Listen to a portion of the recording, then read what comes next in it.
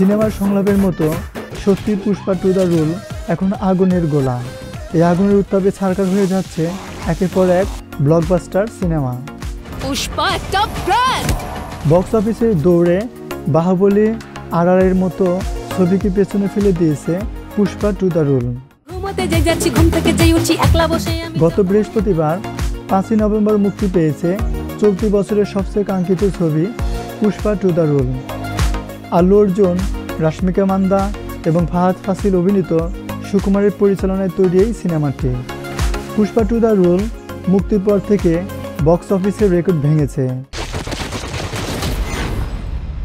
একের পর এক রেকর্ড ভেঙে চুরমার করে নতুন দিগন্ত উন্মোচনে ছুড়েছেন আল্লু অর্জুনের বহু প্রতীক্ষিত পুষ্পা টু দ্য রুল সিনেমাটি। পুষ্পা নাম শুনকে ফ্লাওয়ার সমঝে ক্যা? মুক্তির মাত্র 8 দিনেই বিশ্বব্যাপী আয় ছাড়িয়েছে 1000 কোটি টাকার মাইল ফলক। ভারতীয় গণমাধ্যমগুলো বলেছে মুক্তির 8ম দিনে এসে পুষ্পা টু দ্য রুলের সর্বমোট আয় দাঁড়িয়েছে ভারতীয় মুদ্রায় 726 কোটি 25 লাখ, যা বাংলাদেশি টাকায় 1027 কোটিরও বেশি।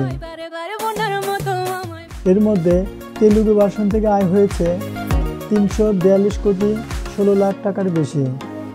হিন্দি ভাষার পুষ্পা 2 থেকে আয় হয়েছে প্রায় 603 কোটি 43 লাখ। তামিল ও মালায়ালাম থেকে আয় হয়েছে যথাক্রমে 57 কোটি এবং 16 কোটি টাকার বেশি। আর কন্নড় ভাষায় ছবিটি আয় করেছে 7 কোটি 56 লাখ টাকা।